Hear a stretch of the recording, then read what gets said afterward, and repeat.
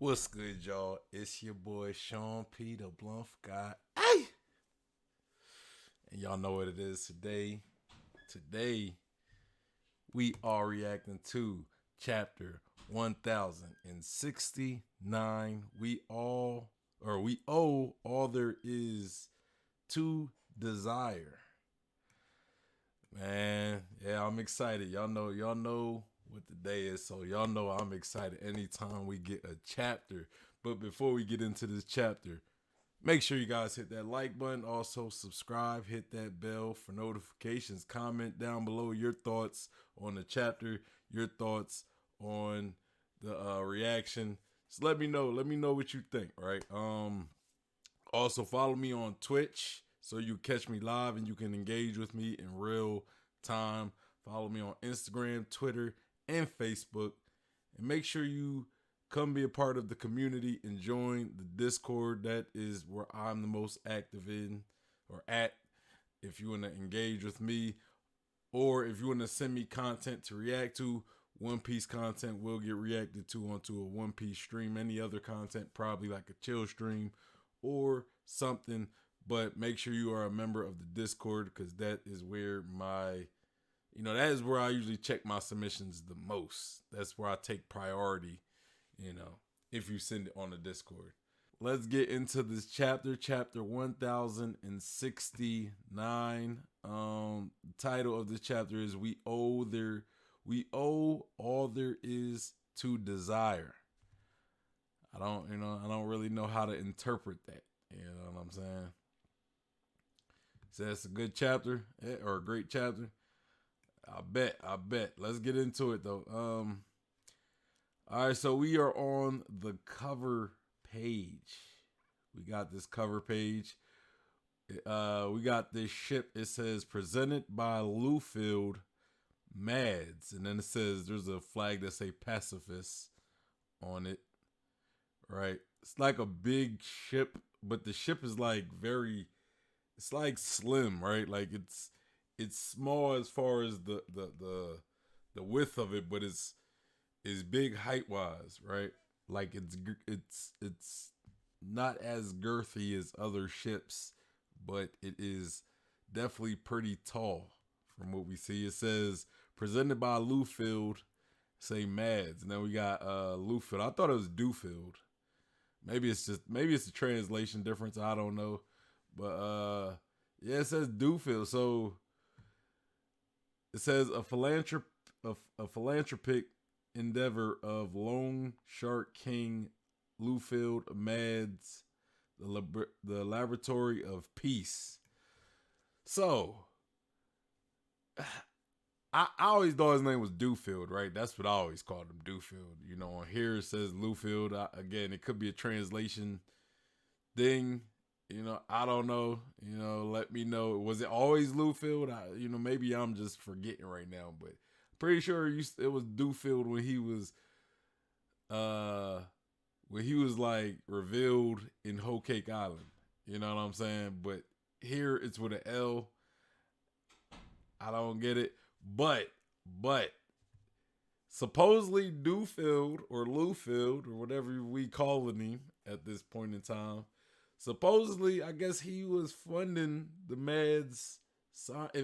I'm assuming this is like back in the day, right? Because we know the Mads ain't really a thing right now. So I'm assuming it's kind of like a bit of a flashback of uh the cover story, like a flashback cover story. So I'm assuming he funded the Mads thing, right? This loan shark funded the Mads. I wonder if maybe the split of Mads had anything to do with him, right? Like maybe he had something to do with why it ended. Maybe they owed him money and they kind of had to like, hey, we gotta kind of split so this guy don't kill. Y'all know how loan sharks are, especially if you ever watch movies where it's like a loan shark. They want their money so they could get pretty violent, right? They get violent to get their money back. So I wonder if their split has anything to do with him, because getting into bed with loan sharks, that's a saying, right? Not literally get into bed with him, but some of y'all be like, hold on, why you making this sexual? I don't mean sexual. Clear your mind, dummy.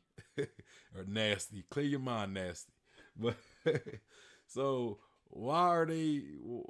But when you get into bed with like a loan shark, bro, that can be dangerous. We you don't want to be borrowing money from these type of guys. They could get very dangerous if you don't pay them back. Borrowing money, you always gotta be careful when you borrow money from anybody. So, just but these guys specifically, these type of guys, loan shark, especially since he's an underworld loan shark, which means he doesn't depend on the government. Like he's not working on the government's laws, right? He's working on underworld laws.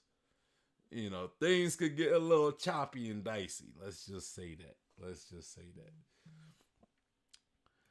But yeah, man, that is the cover page. We learned that Dewfield or Lewfield is funding, or he funded the Mads back in the day. Hey, that's dope though, because now we getting a little more character depth of Dewfield, even though he's not necessarily a big character. You know how Oda got to flesh out even minor characters. So now we're getting a little more depth to Dewfield and what he has had a hand in. So I like it. All right, man. Let's start this. Let's start this chapter. We got an explosion. A bunch of the lab workers are running away from this explosion. One of them said they got Dr. Atlas. We hear him say, "Intruders! Why is Cypher Poe doing this?" Okay, so we see Lucci in what looks to be his hybrid form, standing next to S Bear, right? And not that far, like it's super close to Luffy, because we see Luffy, he's carrying Jory Bani over his shoulder, and we also see Chopper and Jinbei. So yeah, they're not that close. They're not that far from each other. So to me, that's telling me it's looking like they about to fight, bro. It's looking like they are about to fight. Chopper says, "Eek, it's Rob Lucci," and Jinbei says, "They're really after Vegapunk." And Luffy says, "What are you doing here, pigeon guy?"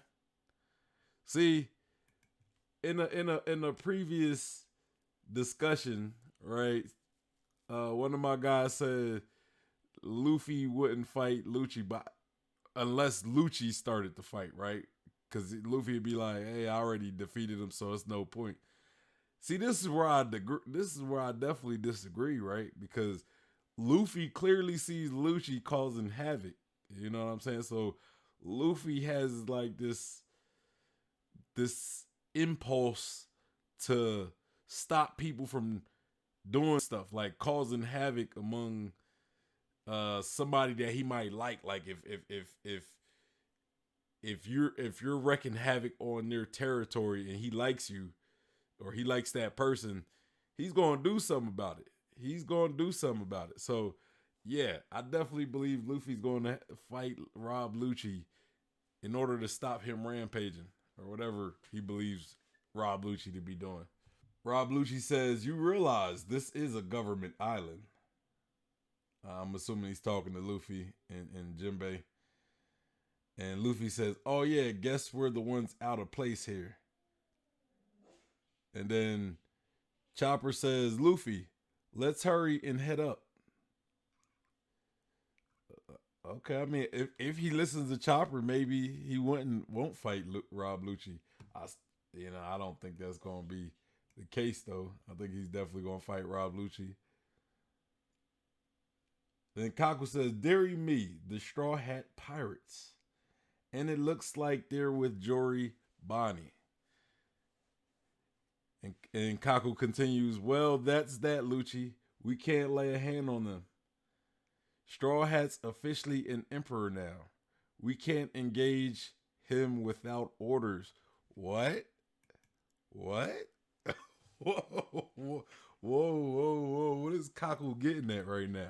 So it's almost as if Yonko have some level of diplomatic immunity, right? Like you reached a point of such high power, you're almost treated as sovereignty. You know what I'm saying? So it's like it would almost be against the rules for you to for like a CP0 agent or maybe even a Marine to engage with a Yonko. I mean, hey man, I don't make the rules. I'm just making an observation. So we see Luffy throw Jory Bonnie to Jinbei, and he says, "Look after Bonnie, Jinbei." And Jinbei catches her, and then Stussy says to one of the Cipher Pole agents, "That's right, emperors have considerable backing behind them. Even a small tiff can flare up into an all-out war. Contact the Navy." And then the agent says, "Yes, ma'am." And then Luffy says, "Hey," and he's like running towards the smoke. So that is interesting, right? Like we never got anybody to like officially confirm that, right? Like we never got an actual explanation of why, like, because and it's weird because I wonder if this is an exclusive rule to Cipher Pole, maybe Cipher Pole Zero specifically. Like maybe this rule is specific to them, especially because they work for the Celestial Dragons uh, directly, right? The Gorosei and the Celestial Dragons directly. So maybe this is kind of a limitation on their what's that word? It's like their territory of where they could work. There's jurisdiction. It's like a limitation to CP0's jurisdiction to where they can't involve themselves with Yonko. Like I don't know if this role is extended to the Marines. Like if the Marines can't engage with Yonko either. Like I'm curious how far this role goes. Is this like a like anybody under the umbrella of the world government can't engage Yonko without permission, or is this like exclusive to CP0? Because like I'm just saying, bro, like if you just see Kaido out and about by himself and you got a whole platoon of like it's an admiral out there, right? An admiral, traveling for some reason, and he has a platoon. He has a couple vice admirals with him and a couple soldiers with him, and they see Kaido out by himself, just minding his business. Could they like engage Kaido without any orders, without any permission to do it? Like, could they just do it? Like, I'm curious, how far does this rule extend under the world government? Right? Is this just a CP0 specific thing? So Luffy is shocked. He has this super shocked face, and I guess because he's looking at Atlas, who's on the ground, like smoke coming from her head, and Luffy says, "It's her, that kid from before. This is awful, bruh." So yeah, Atlas ain't looking too good. Atlas is not looking too good. I'm not too sure if she's down for the count. I've said that she could be done. I don't know if she's done, but she's pretty done.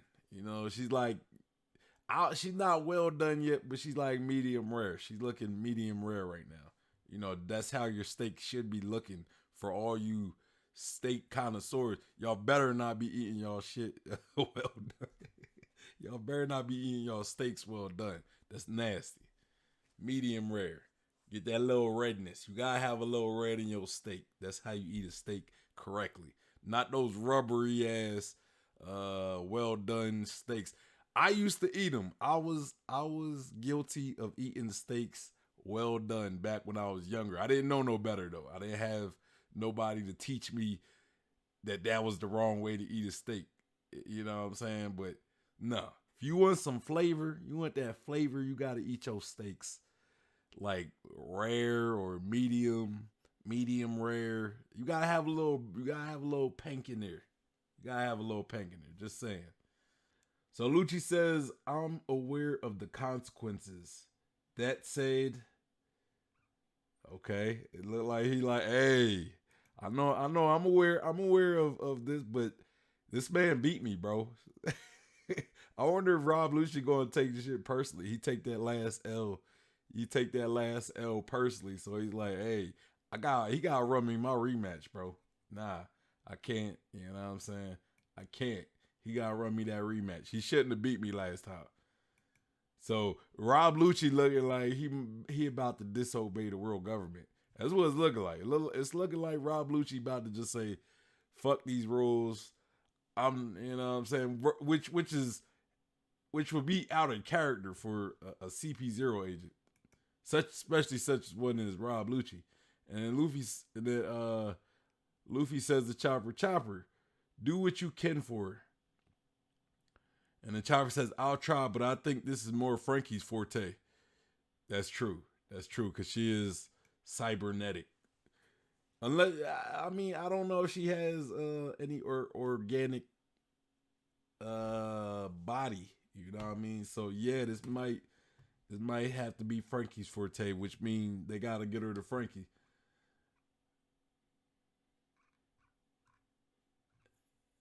I don't know, why do Rob Lucci look like he got a straw hat on? He look like he got Luffy's straw hat on. Straw hat Lucci. It's straw hat Lucci. Straw hat Rob Lucci. But Rob Lucci says, keep out of this. It's government business. And then Luffy says, that kid gave us food. Oh yeah. But did she really? I mean, she did let y'all eat, I guess. I guess. I mean, technically she didn't. Y'all just took the food, but you know, she didn't stop y'all either, and she could have tried, but it is what it is. But yeah, Luffy don't play about that food, bro. Luffy don't play about that food. So we cut to Navy HQ, and someone says the Straw Hat Pirates are on Egghead. What the hell? And then we see Akainu. He says things keep getting messier. And he said, is Vegapunk onto CP0? And we got some guy with like a weird looking neck. I think I know who that is. I forget his name though. He's one of them vice admirals. He's like the one with the beard, and I think he like usually has a cigar. I think that's him. I forget his name though. He kind of look like a Rouge a little bit, or you remind me of a Rouge. But I'm not sure if that's him, the vice admiral I'm talking about. And but he says, afraid so. They had to force their way in. And then Akainu said, you think those brats would consult me before declaring war? Bro, this CP0, baby, they ain't gotta consult you. They ain't under you. You ain't got no authority over CP0. That's all Gorosei right there. But I get what Kaino was saying, bro. Like he's like, hey, y'all need to talk to me, so cause I gotta deal with this. I gotta deal with this. Y'all need to talk to me first before y'all just go doing stuff. I get what Akainu saying, and bro, this to me is why Akainu might go against the world government, bro, because the world government always stepping on this man's toes. They always doing stuff without talking to him, and I get that they're over him, so they don't need to talk to him. But at the same time, being Akainu and having all this responsibility over the Marines and having to deal with stuff like the backlash and stuff like this, you would want to probably it'll be nice for them to talk to you about this stuff, so you know how to, so you're more prepared and you know how to act when things go sideways. So I get why Akainu gets frustrated on stuff like this, but at the same time, they don't have to. They don't have to talk to him. You know, not the world government, not CP0. You know, they don't need to consult him. But I think that's going to be what makes Akainu end up going against the world government. You know, I've been saying this for a while now. Akainu says if Vegapunk has cut a deal with Straw Hats, that's a major blow to our superiority. Where's Kizaru? Oh, where's Kizaru? Bro, this is what I've been waiting for. Kizaru is coming to Egghead, or he might, he might if he get there in time, because that's some time away, bro. Where's Kizaru? Release Kizaru, bruh. He's already left for Egghead, bruh. I literally stopped at a key statement. he's already left for Egghead as planned, bro. Kizaru is on his way to Egghead. Kizaru is on his way to Egghead. Let me say that one more time. Kizaru is on his way to Egghead. Bruh. See, things might make sense now. Cause I know Luffy, as strong as Luffy is, right? Gear 5th, all that stuff. Cool. But if he fights Lucci and in the battle, like, now I don't think Rob Lucci can. I think Luffy should be able to handle Rob Lucci. I don't want to say easy, but I would say mid-diff, maybe. I'll say mid-diff. I think Rob Lucci could push Luffy to tire himself out a little bit. And if that's the case, and then Kizaru shows up, and Luffy is a little worn out from Rob Lucci, and Luffy has to fight Kizaru, that might actually work in Kizaru's favor, right?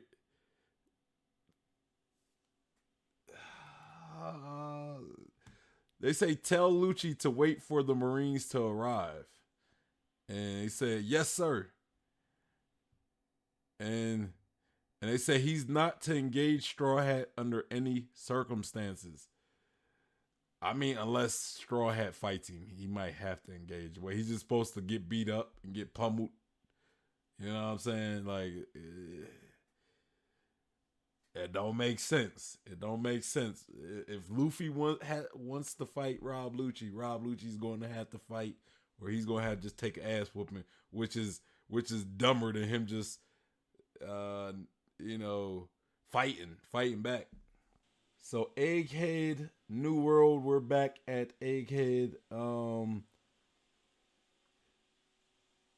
We see it has the number 72 on the cloud, which somebody pointed out that number constantly changes. So whoever pointed that out, that number on the cloud, Punk Records, changes. Note that. Make sure you note that. It is 72 at the moment. I don't know what it was before, though. So we see Luffy jump towards Lucci, and Lucci's jumping towards Luffy. So I guess Rob Lucci didn't get that message. I guess he didn't get that message. Chopper says, "What? Wait, Luffy, don't start yet." And then Jinbei says, "You better be sure you want to do this, Luffy." Nah, he already know. He already know. Come on now. Y'all know how Luffy is. That man ain't gonna that man ain't got no weight in him.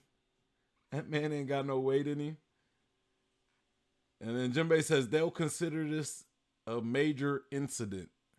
bro, Jinbei, you preaching to the choir, bro. Talking about major incident. How many major incidents has Luffy had at this point? This is just gonna be a drop in the bucket at this point, right? Right now, if Luffy was to get arrested before this, he's getting executed. So doing this ain't gonna make his punishment any worse at this point. It ain't gonna make his punishment towards the world government any worse. And so we see Nami, Shaka, and Pythagoras, and I think Usopp as well, looking at this screen, and I think this is Nami speaking. It says, "What the heck? Did that Lucci guy always look like that?" I'm not sure who's talking. And Shaka says, "What speed? This is a rare sight." And he says most awakened zone powers tend to overwhelm the user's mind. But this, oh, so we about to get an awakened Rob Lucci. Hey, hey, hey. We about to get an awakened Rob Lucci. And why I'm so hyped about that is it's taking this long for us to get an awakened Rob Lucci. So that tells me that there's still hope. There's still hope. Pray to the One Piece God, Oda himself. Pray that we can hold out for Kaido to return and give us an awakened form. I'm praying. I'm praying for that. But it look like we about to get awakened Lucci, y'all. Look. Okay. So that's kind of dope. Like he kind of has those flames that Luffy be having, you know, in like Gear 4, the flame scarf looking thing that it's like it looks like a scarf, but it's like a flame cloud or something. He got like that in his it looks a bit like a hybrid form. Right? It looks a bit like a hybrid form with like the little flame cloak. And even his hair look a little flamed out too. Bruh. He says, Rob Lucci says, "You're not the only one who's gotten stronger, Straw Hat." And then we see the cat, fruit, model, leopard, awakened form. And then Kaku says, "Lucci, stand down. We still don't have permission." Bruh. I kind of like, hey, y'all know I like Rob Lucci, so it's dope that we finally got like an awakened form to Rob Lucci out here. But it like I said before, man, like a lot of people act like Luffy's the only one that got stronger, and I think and I think Rob Lucci definitely got stronger as well. I still think Awaken Gear 5th Luffy that's a little too hex for somebody like Rob Lucci in my opinion, but still I think that without Gear 5th, I think Rob Lucci could give Luffy a tough battle without Gear 5th. But I can be wrong. Let's, maybe Luffy goes Gear 5th and it's still a tough battle for Luffy. I don't know, but we about to learn. We about to learn today. So Vegapunk busts into the lab. We cut to the lab and Vegapunk busts in and he says, "Shaka, is he on screen, the White Warrior?" And then we see Frankie get super excited because he finally meets the real Vegapunk. And he says, "Whoa, it's the real Vegapunk. How'd he get up here so fast?" And then Vegapunk says, "You wouldn't happen to know the story behind Straw Hat's transformation. Do tell." And then Nami said, "We're not really sure, to be honest. Isn't it one of his gum powers?" So yeah, so they still think it's like the gum ability, right? They still think They don't know about the whole Nika devil fruit, but does Vegapunk know? Does Vegapunk know about the real meaning of the Hito Hito no Mi model Nika? Vegapunk says, that's funny. You see, there's no mention of any gum gum fruit in the old devil fruit encyclopedia. And then Nami says, what? So the gum gum fruit is not even mentioned in the old devil fruit book.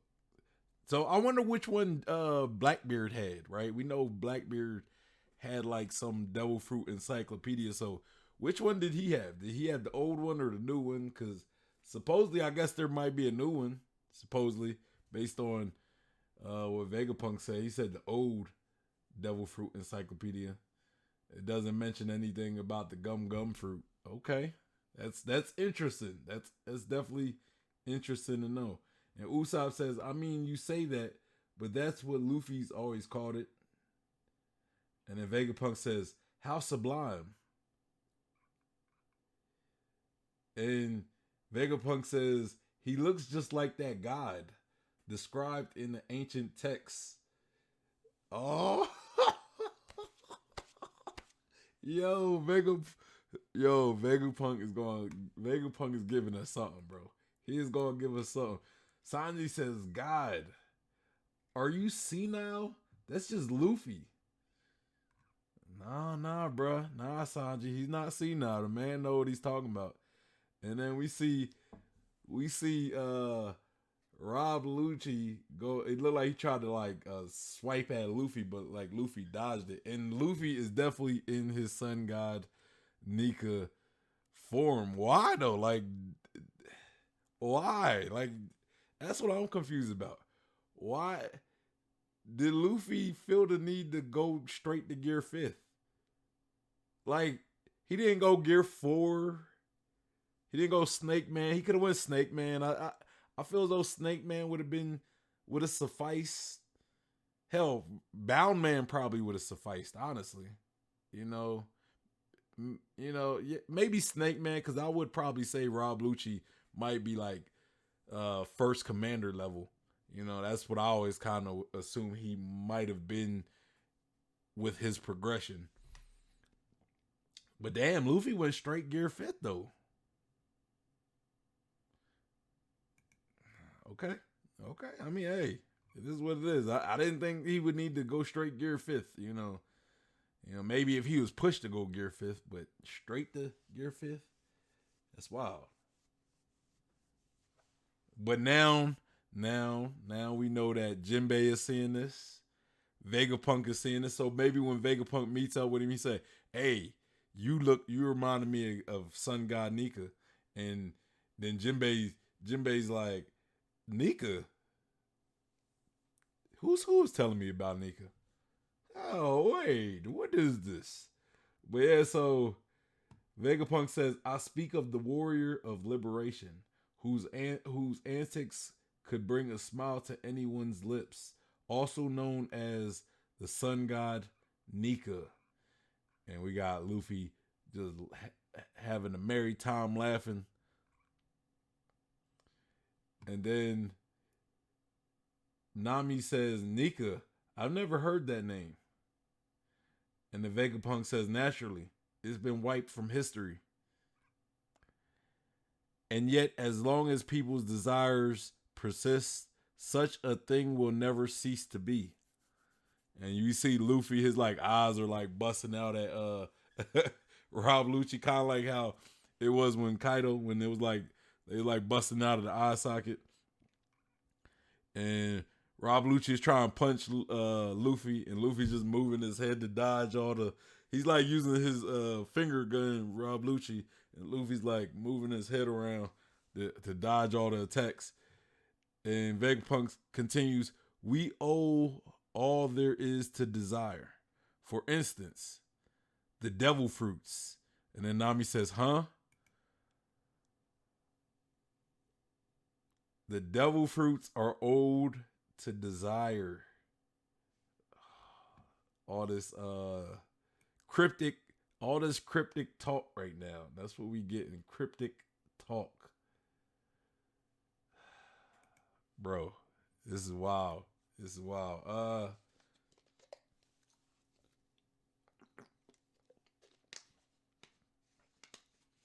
Cube said Lucci is a low cost Nika, the new one. It had the Yami and Gummel in the new one. Not spoiler, but known. Uh, is that known? I don't remember. I don't remember where that was stated, but okay. Joy Boy says, "Oh shit, here we go." Q said, "Let's go." Lucas says, "Blackbeard, I think has the old one." So, in his book, he would have had the Yami Yami for sure. Angel says, "I've been wondering the same thing." Q said, "Been saying it." Ho's gears were imperfect versions of his gears were perfect versions of awakening. I thought you were showing love to the hoes, Cube. The Joy Boy said it's because Gear Fifth is the form he can have the most fun in. Cube says it's just his base form in Gear 5. It's a MZ awakening, mythical zone awakening. And the Joy Boy said, and Lucci went straight to awakening too, so why not match it? I mean, I guess. And Lucas says, agree with Cube. Also, he probably enjoys more than any other reason. I mean, I wonder if that's going to be the case for moving forward. Does Luffy just go straight to Gear 5th? Like, does he just skip all the other gears? He like, you know what? Screw going Gear 2. So, I don't need it. Gear 4. I don't need it. Go straight to Gear 5th. Let's go. The Joy Boy said Luffy falling asleep while fighting Lucci is so disrespectful. Lame-o. I didn't see him fall asleep. Where did he fall asleep at? You probably jumping ahead. That's probably what you doing, Joy Boy. Angel says, yeah, but Luffy could have done something more disrespectful. Jump rope. he probably will eventually. And then Lucas says, recipes gear 2nd, 3rd, and 4th. And Joy Boy said, when he's dodging, he fell asleep. Oh yeah, I mean, I don't think he was full on asleep. But I do see what you mean. He had like that big old snot bubble. I think he's just trolling.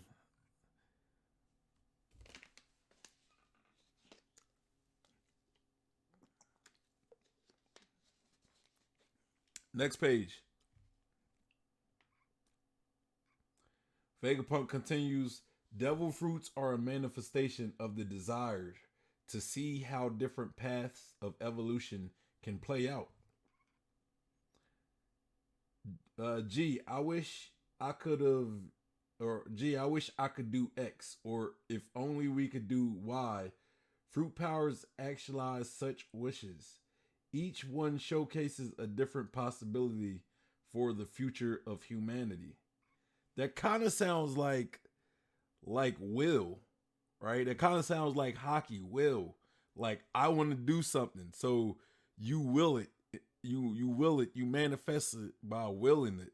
Kind of like what me and Elids talks about, where like devil fruit abilities are talked or like cheat codes to just hockey, right? Like, I mean, just look at what Vegapunk said, and you can't tell me that's not like willing something into existence. He says, "Gee, I wish I could do X, or if only we could do Y." So yeah, so it's like you want to do something, so you will it. You manifest it by willing it, and we know hockey is will. It's your will, right? So I feel as though Vegapunk is kind of confirming that, bro. Vegapunk is kind of confirming it. So Lucci and and Luffy both go in for a punch. And then we cut to Robin. Robin has like a shocked face while Vegapunk continues. He says, "These deviations are, of course, unnatural." Did I skip? Did I skip this? These deviations, of course, unnatural. So it makes sense that they attract the eerie of Mother Nature, the sea itself. One who has eaten a fruit lives a totally alien existence, born out of the limitless permutations of imaginations. So we see Lucci and Rob Lucci and Luffy both with a hockey clash, straight fist hockey clash, and we see the hockey emanating from this clash, and like Luffy blinking, he got one eye open, and then the hockey clash just blows like everything around it away. Hey, Rob Lucci is doing relatively good against Gear 5th Luffy. He's doing relatively okay at the moment, at least. At the moment, he's doing relatively okay. And then Vegapunk says, "That's my theory, at least. Whether you believe there's a God out there or not, one thing's for sure. We live in a wondrous world." So yeah, that clash is blowing everything away. We see Sanji, Frankie, and Usopp all got these shocked faces. Bruh. So it's just a theory. It's just a theory Vegapunk has. It's not him speaking of this as like a actual scientific fact or anything. It's just a theory. But I do believe Vegapunk is probably on the money with his theory. You know, I think Vegapunk is probably on the on the money or damn near there, right? Like his theory is damn near accurate. So now we see their fight, like we see Lucci and Luffy fighting in the air, and we see Sentomaru looking up at him, and Sentomaru says, "This is supposed to be my day off." And then we get an older name. It says HQ or Navy HQ Science Unit Captain Sentomaru. And Sentomaru says, "What do you want, Grandpa Punk?" Okay. So now I'm starting to think he's calling Vegapunk Grandpa Punk. So him calling Kizaru uncle, to me it might just be a character thing with Sentomaru. Now I think this kind of showing is just a character thing. He calls other people, like he calls people older than him that he might have some bit of respect for, like grandpa or uncle or something. You know what I'm saying? Like, so I don't think him and Kizaru is necessarily related at this point. I think he just calls him uncle. You know, just like he's calling Vegapunk Grandpa Punk. You know. But we got Sentomaru posted up, and then we see the Seraphim. We see the Seraphim. We got S Shark, S Snake, and S Hawk, and S Hawk got like a knockoff. He got a knockoff Euro. He got a knockoff, bro. Like everybody with so that's like two knockoffs of Euro, right? You got the baboon, the baboon Zoro train with. He got a knockoff Euro, and then S Hawk has a knockoff Euro, and then we got Sentomaru behind him, and I guess someone's talking to Sentomaru over the Den Mushi. They said not quite Sentomaru. The CP0 agents are actually after my life. Sorry to spring this on you, but can you chase them off? And then Sentomaru says, "Wait, wouldn't that make me a traitor?" And they say, "True, this is a big decision." Uh, Oh, see, hey, I'm glad since tomorrow pointed that out. Like, hey, wouldn't this make me a traitor if I do this? Yo, I don't know what since tomorrow's going to do. Since tomorrow says this seems cut and dry. Cypher Pole is on our side. Pirates are the enemy. So I just gotta back up CP0, right? So yeah, since tomorrow it looked like he like, hey man, so I gotta back up CP0. What are you talking about? and then I'm assuming this is still Vegapunk or Shaka talking. It said, never mind me, since tomorrow. I only took you in when you were starving. Please do whatever feels right. Gonna make the man feel bad. He gonna guilt trip since tomorrow in the in the helping. And so we also get a close up of all the seraphim, their faces, and I'm glad we did because I was questioning Mihawk, right? Like the Mihawk seraphim, if the Mihawk's seraphim or S Hawk, if S Hawk's eyes were like exactly like Mihawk's, or if it had that star, it's kind of like a combination of both. It still has the double rings, but then it has the star in the middle. So yes, all of the seraphim seem to have star eyes. And then Sid Tomorrow says, "Twist my arm, why don't you?" That's exactly what he gonna do. Exactly what he gonna do. So Kaku says this will be tricky. He's got 3 seraphims, and then he says, "S Bear, take one out.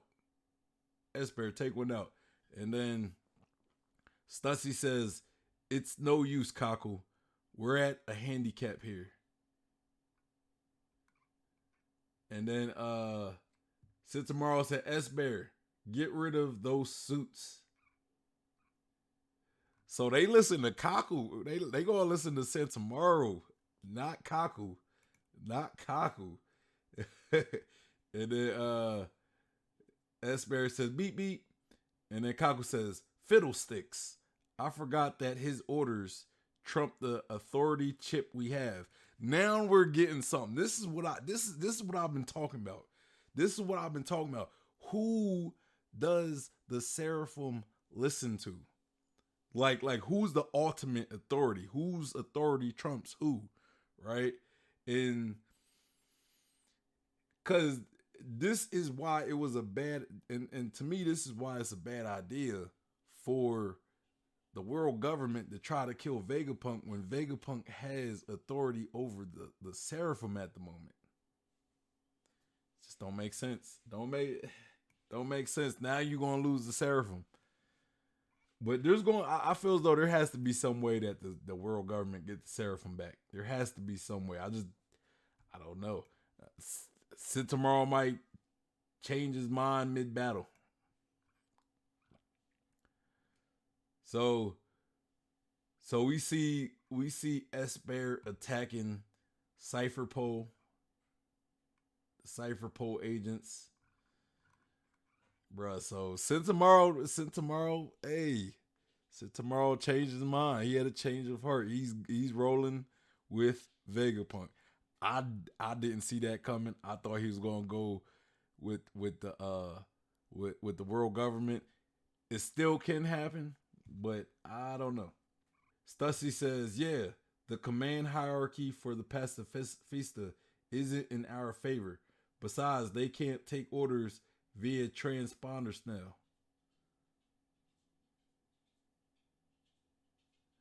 Okay. All right, so there is a hierarchy. I'm glad we're getting into this. I'm glad we are getting into this. We're getting into the hierarchy of who the seraphim listen to because this was my gripe. This was where I kind of was like, who are the if Vegapunk is fighting CP0, who do the seraphim listen to? So okay, now we're getting the hierarchy. Pacifista command hierarchy. First, we got on top. We got the 5 elders, aka the Gorosei. I would assume Eam might be in that programming, but how do you program Eam into it when he doesn't come out or anything? So I don't know. And then we got Dr. Vegapunk, Stella, meaning the main body, and the satellites. Then we have Sentomaro. Sentomaro is the third highest uh person that the Seraphim listen to. Hey, Sentomaro is there, right? Sentomaro is in there. And then below Sentomaro, you got anyone with an authority chip. And then Stussy also says, so it's not like the five elders can help. And then Kaku says, come to think of it, destroying one of these gizmos would be a big loss for the government. And then Kaku says, would it kill you to look before you leap, Lucci? Bro, and this is why I thought this, like, going into this whole, like, the CP0 going to kill Vegapunk was a horrible idea. Because I'm thinking, like, Vegapunk still got the Seraphim on his side. And then the world government, they lose that Vegapunk connection because they wanted to kill Vegapunk. So now Vegapunk takes the Seraphim and leave. And like they said, the five elders, they can't command the Seraphim over the phone. And they don't leave Mary Joa, so it's not like they're going to be of any help. And they're the only person in the hierarchy that can I guess, sway the power. And they don't come out. They don't come out. So they're going to have to come out. If the world government wants to regain control of the Seraphim, the five elders are going to have to come out and they're going to have to command the Seraphim to join the world government side.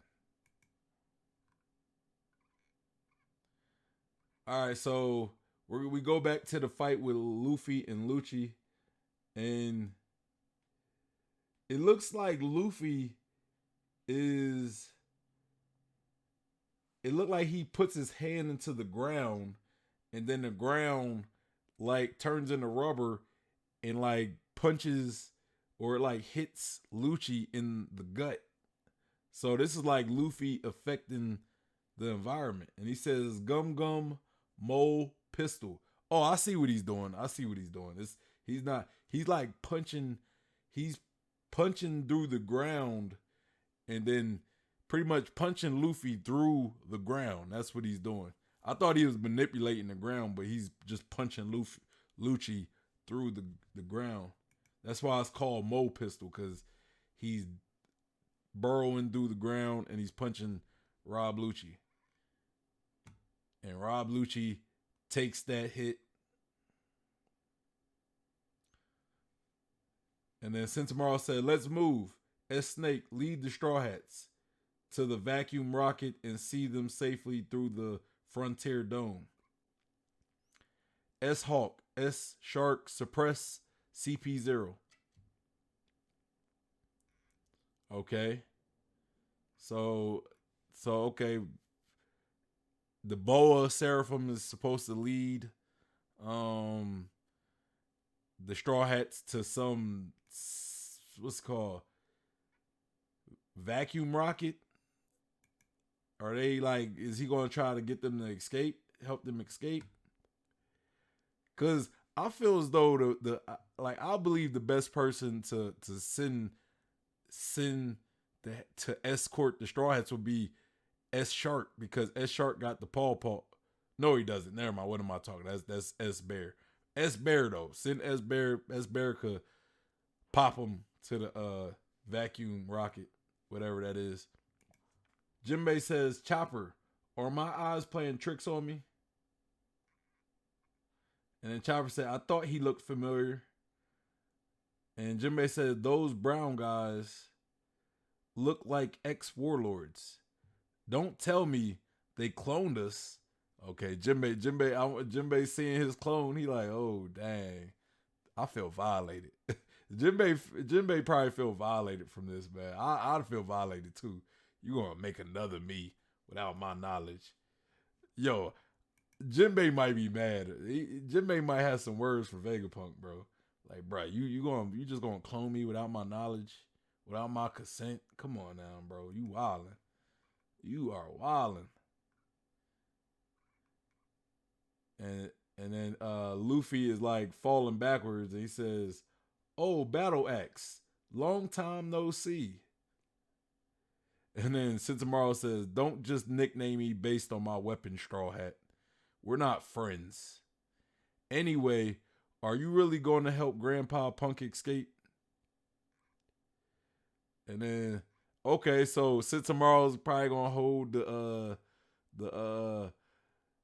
you know what I'm starting to think might happen. The Straw Hats might leave before Kizaru get there, and Kizaru might have to put Sentomaru down.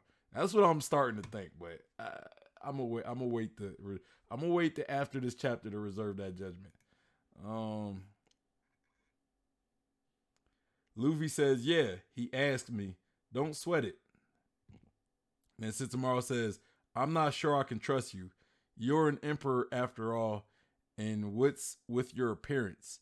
So Sentomaru is definitely loyal to Vegapunk and not the world.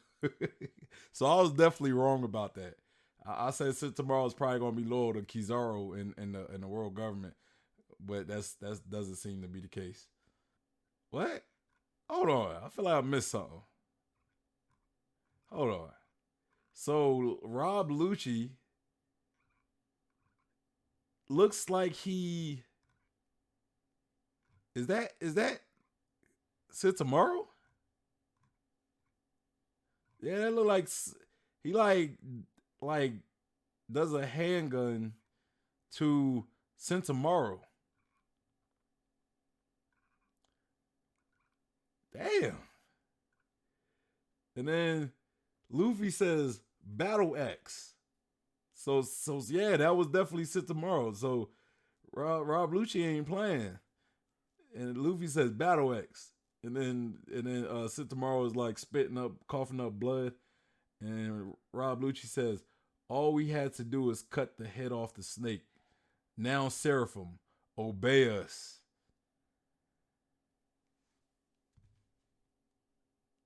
I mean, that works too, I guess. I guess that works as well. You kill Sentomaru, he's out of the hierarchy. And then they had to continue obeying CP0. That works too, I guess. And it says break next week, chapter 1069. And bro, that was a heck of a chapter right there. That was a heck of a chapter. I had to savor this chapter because it was so enjoyable. We got Rob Lucci fighting Luffy. Well, Rob Lucci's first, he's just causing a bunch of chaos, right? He's just wreaking havoc on Punk Hazard, or not Punk Hazard, Egghead. And then he notices Luffy. He notices Luffy, but CP0 like Kaku and Stussy is like, "Hey, you know he's a Yonko. We can't just fight Yonko like that. Without permission, we can't just fight Yonko." So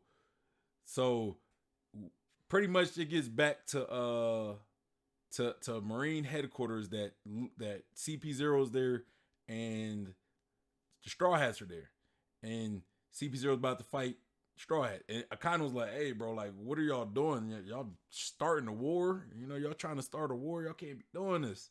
Y'all can't be doing this. Like, they can't just be doing this." And he's like, "Hey, tell them to hold off until we send Kizaru." And they're like, "Yeah, send Kizaru." And they're like, "Hey, Kizaru's already on his way, baby. Kizaru's already on his way." So we gonna get Kizaru pretty soon. I don't know when. Maybe they leave before Kizaru shows up. Maybe Kizaru shows up right before they leave. I don't know. But Kizaru is on his way to Egghead Island. And so we cut back. Luffy, they're fighting, they're getting it in. Lucci goes to awaken. We get a reveal of Rob Lucci's awakened form. Luffy goes to his Gear 5th form. Vegapunk is sitting there talking like, "Hey, that looked like that god that looked like Sun God Nika, and the Straw Hats are like, what? Like, we're not familiar with no Sun God Nika. We're not even really familiar with this form Luffy is in. You know what I'm saying? Because Vegapunk is asking him about this devil fruit form. So yeah, Lucci, they're fighting. Vegapunk calls up like, hey, y'all get sent tomorrow, you know. Tell them to get S Snake, S Hawk, S Shark. Sent tomorrow eventually shows up, and he's like, hold on. Who am I supposed to be taking orders from? Because you want me to fight CP0? That would make me a traitor, right? That would make me a traitor. And then he's like, hey, I'm not becoming no traitor. But then Vegapunk's like, okay, just remember I fed you and I saved you and all that stuff. And then he's like, oh, shit. I guess I gotta be a traitor. God damn it. God damn you, Vegapunk. God damn you. And so since tomorrow's like, hey, S Bear attack CP0. So S Bear starts attacking CP0. And we also learn about the hierarchy, right? We learn about this hierarchy of who the Seraphim listens to. You know, at the top, it's the five elders. Though they are the ultimate authority on who the Seraphim listen to. Below them, we got Vegapunk and the satellites. We got the Stella, which is the main body, and then there's the satellites, and then below them is Sentomaru, who top three, right? He's top three, and then below them is who was it? Below them would be, I guess, anybody with the authority chip. That's what it was. Anybody who has that authority chip, being like CP0, any other Marine official, I guess, like high ranking official. So, or who's, I guess you could give it to him. I guess you could just be like, hey, you take this chip and you command the Seraphim. But I guess you also, whoever's is authority over the Seraphim, they also have to be present. You can't you can't command the Seraphim over the Den Mushi. You have to be present.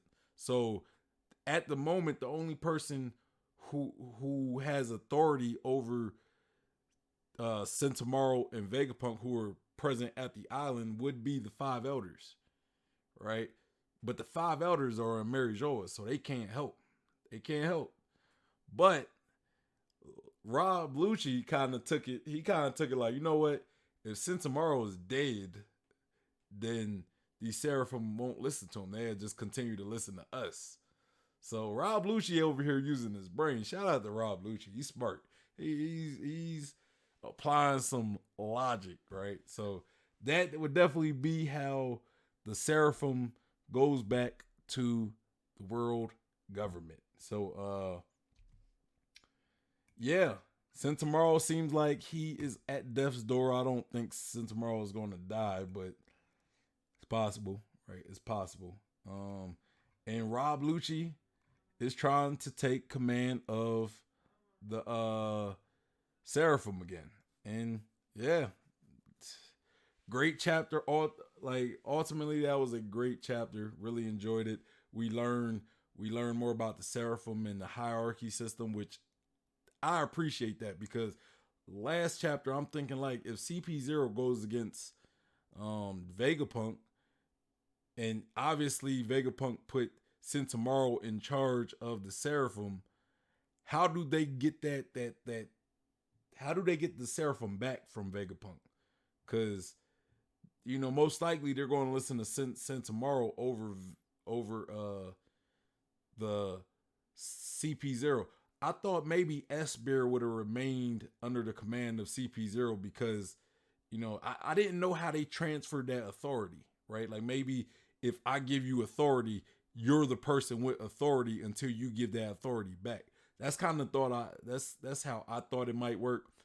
But we learned that it's actual hierarchy. So if you're higher up on the, like the higher up you are on the hierarchy scale, that means your orders or your command will nullify people who are, or it will override whoever's under you.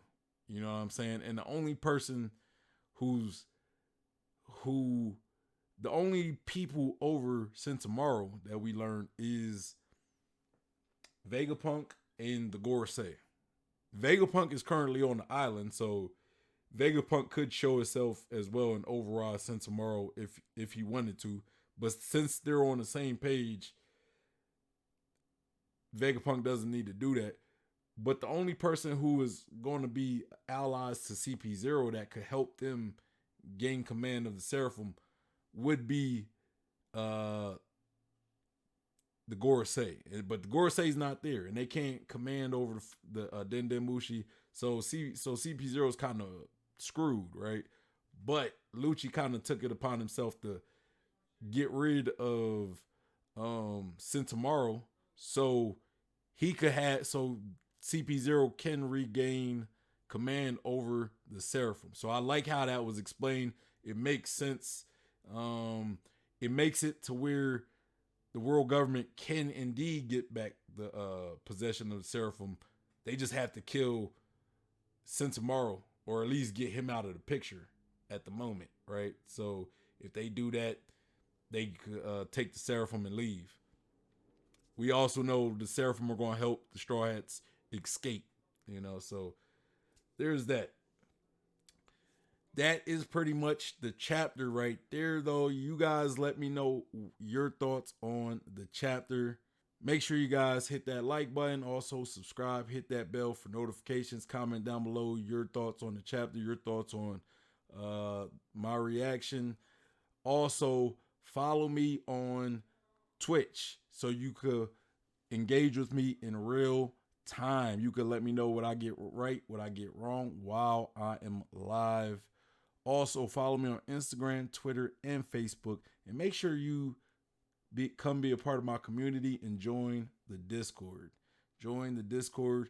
That is where I'm the most active at. If you want to engage with me, and if you want to send me One Piece content to react to, the Discord is going to be the best place. I'll react to it on the One Piece reaction stream. If it's other content, you can send me as well. I'll react to it on a chill stream. But yeah, y'all, it's your boy Sean P, the Blunt God, and I'm out of here. Peace.